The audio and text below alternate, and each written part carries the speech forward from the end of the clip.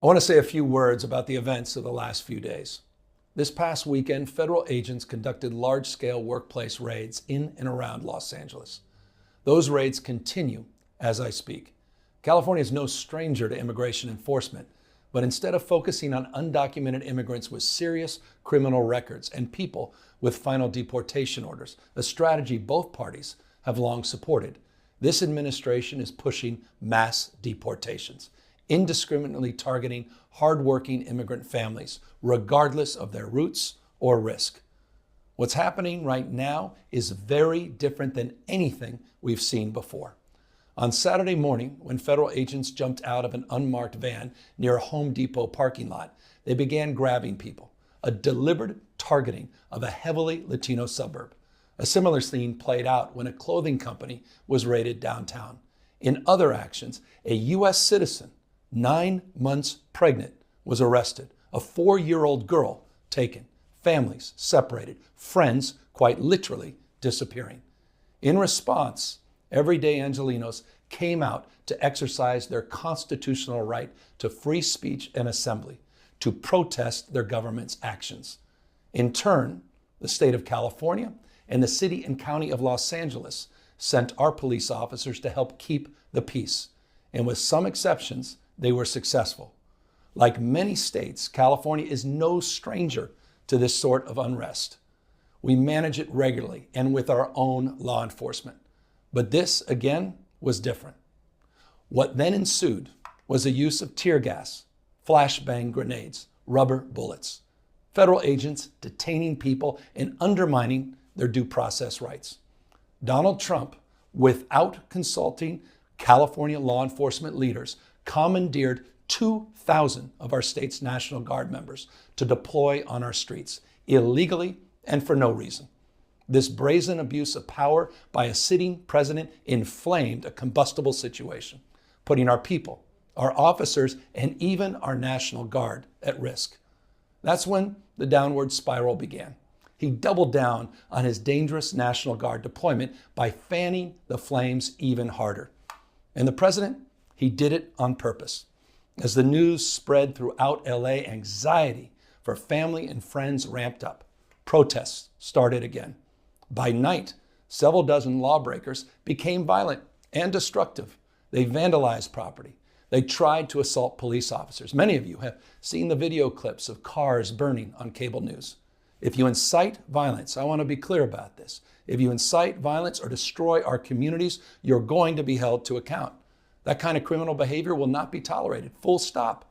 Already more than 220 people have been arrested, and we're reviewing tapes to build additional cases, and people will be prosecuted to the fullest extent of the law.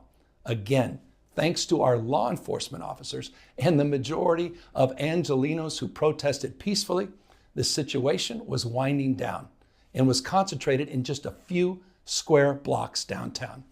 But that's not what Donald Trump wanted. He again chose escalation. He chose more force. He chose theatrics over public safety.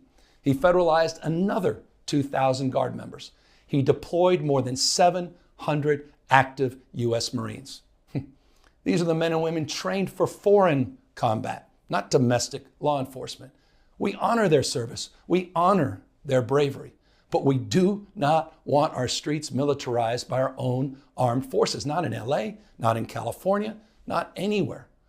We're seeing unmarked cars in school parking lots, kids afraid of attending their own graduation.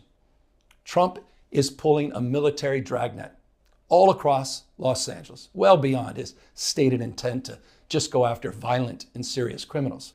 His agents are arresting dishwashers, gardeners, day laborers, and seamstresses. That's just weakness masquerading as strength. Donald Trump's government isn't protecting our communities. They're traumatizing our communities. And that seems to be the entire point. California will keep fighting. We'll keep fighting on behalf of our people, all of our people, including in the courts. Just yesterday, we filed a legal challenge to Donald Trump's reckless deployment of American troops to a major American city. Today, we sought an emergency court order to stop the use of the American military to engage in law enforcement activities across Los Angeles. If some of us could be snatched off the streets without a warrant, based only on suspicion or skin color, then none of us are safe. Authoritarian regimes begin by targeting people who are least able to defend themselves, but they do not stop there. Trump and his loyalists, they thrive on division because it allows them to take more power and exert even more control. And by the way, Trump, he's not opposed to lawlessness and violence as long as it serves him. What more evidence do we need than January 6th? I ask everyone, take time, reflect on this perilous moment. A president who wants to be bound by no law or constitution, perpetuating a unified assault on American traditions. This is a president who in just over 140 days has fired government watchdogs that could hold him accountable for corruption and fraud. He's declared a war on culture, on history, on science, on knowledge itself. Databases, quite literally, are vanishing. He's delegitimizing news organizations, and he's assaulting the First Amendment. And the threat of defunding them, at threat, he's dictating what universities themselves can teach. He's targeting law firms and the judicial branch that are the foundations of an orderly and civil society. He's calling for a sitting governor to be arrested for no other reason than to, in his own words, for getting elected. And we all know this Saturday, he's ordering our American heroes, the United States military, and forcing them to put on a vulgar display to celebrate his birthday, just as other failed dictators have done in the past. Look, this isn't just about protests here in Los Angeles. When Donald Trump sought blanket authority to commandeer the National Guard, he made that order apply to every state in this nation. This is about all of us. This is about you. California may be first, but it clearly will not end here. Other states are next. Democracy is next. Democracy is under assault before our eyes. This moment we have feared has arrived. He's taking a wrecking ball to our founding fathers' historic project. 3 co-equal branches of independent government. There are no longer any checks and balances. Congress is nowhere to be found. Speaker Johnson has completely abdicated that responsibility. The rule of law has increasingly been given way to the rule of Don. The founding fathers, they didn't live and die to see this kind of moment. It's time for all of us to stand up. Justice Brandeis, he said it best. In a democracy, the most important office, with all due respect, Mr. President, is not the presidency, and it's certainly not governor. The most important office is office of citizen. At this moment, we all need to stand up and be held to account, a higher level of accountability. If you exercise your First Amendment rights, please do it peacefully. I know many of you are feeling deep anxiety, stress, and fear, but I want you to know that you are the antidote to that fear and that anxiety.